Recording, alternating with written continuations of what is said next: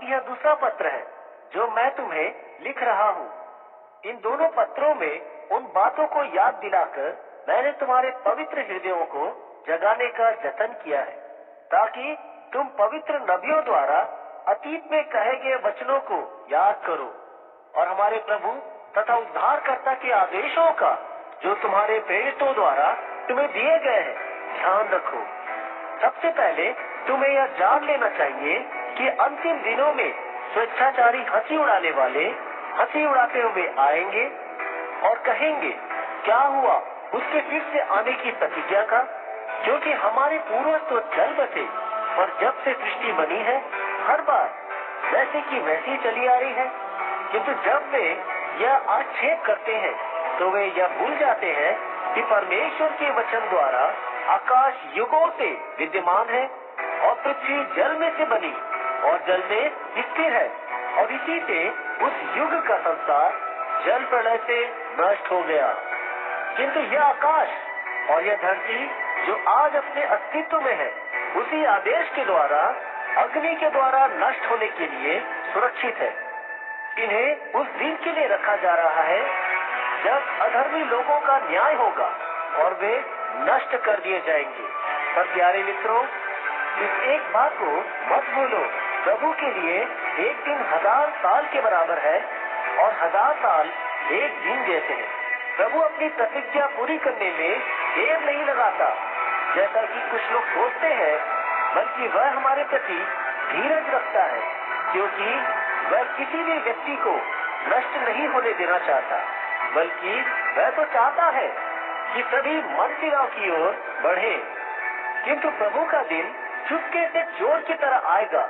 उस दिन एक भयंकर गर्जना के साथ आकाश विलीन हो जाएंगे और आकाशीय पिंड आग में जलकर नष्ट हो जाएंगे तथा यह धरती और इस धरती पर की सभी वस्तुएं जल जाएगी।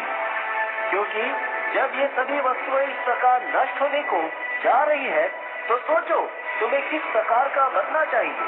तुम्हें पवित्र जीवन जीना चाहिए, पवित्र जीवन जो परमेश्वर को अर्पित है तथा हर प्रकार के उत्तम कर्म करने चाहिए, और तुम्हें परमेश्वर के दिन की बात जोड़नी चाहिए और उस दिन को लाने के लिए प्रयत्नशील रहना चाहिए। उस दिन के आते ही आकाश लपटों में जलकर नष्ट हो जाएगा और आकाशीय पिंड उस ताप से पिघल उठेंगे। किंतु हम परमेश्वर के वचन के अनुसार ऐसे नए आकाश और नई धरती की बात जो रहे हैं जहाँ धार्मिकता निवास करती है। इसलिए हे प्रिय मित्रों, क्योंकि तुम इन बातों की बात जो रहे हो, पूरा प्रयत्न करो कि प्रभु की दृष्टि में और शांति में निर्दोष और कलंक रहित पाए जाओ। हमारे प्रभु के धीरज को उद्धार समझो, जैसा कि हमारे प्रिय बंधु पौलुस ने परमेश्वर के द्वारा दिए गए विवेक के अनुसार तुम्हें लिखा था। अपने अन्य सभी पत्रों के समान उस पत्र में उसने इन बातों के विषय में कहा है। उन पत्रों में कुछ बातें ऐसी हैं जिनका समझना कठिन है। अज्ञानी और अस्थिर लोग उनके अर्थ का अनर्थ करते हैं।